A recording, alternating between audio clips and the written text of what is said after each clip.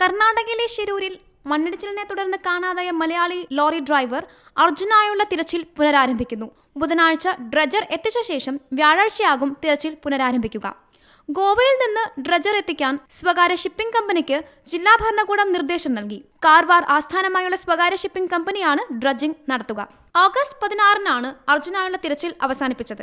കാലാവസ്ഥ പ്രതികൂലമായതിനെ തുടർന്ന് തിരച്ചിൽ അവസാനിപ്പിക്കുകയായിരുന്നു. തുടർന്ന് അർജുന്റെ മാതാപിതാക്കൾ കർണാടക മുഖ്യമന്ത്രി സിദ്ധരാമയ്യെ നേരിട്ട് കണ്ട് തിരച്ചിൽ പുനരാരംഭിക്കണമെന്ന് അഭ്യർത്ഥിച്ചിരുന്നു. ഇതിന്റെ അടിസ്ഥാനത്തിൽ കൂടിയാണ് സാങ്കേതിക പ്രശ്നങ്ങൾ പരിഹരിച്ച് തിരച്ചിൽ പുനരാരംഭിക്കാൻ സർക്കാർ തീരുമാനിച്ചത്. ഗംഗാവലിപ്പുഴയുടെ അടിത്തട്ടിലെ മണ്ണ് തിരച്ചിലിന് പ്രധാന വെല്ലുവിളിയായിരുന്നു.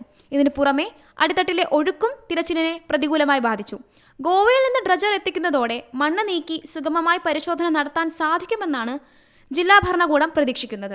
നിലവിൽ ഗംഗാവലിപ്പുഴയുടെ അടിത്തട്ടിലെ ഒഴുക്ക് കുറഞ്ഞിട്ടുണ്ട്. ഇതും സാഹചര്യം അനുകൂലമാക്കുന്നു. കഴിഞ്ഞ ദിവസം നാവികസേന നടത്തിയ പരിശോധനയിൽ അടിയൊഴുക്ക് കുറഞ്ഞുവെന്ന് കണ്ടെത്തിയിരുന്നു. News desk Zee Malayalam news.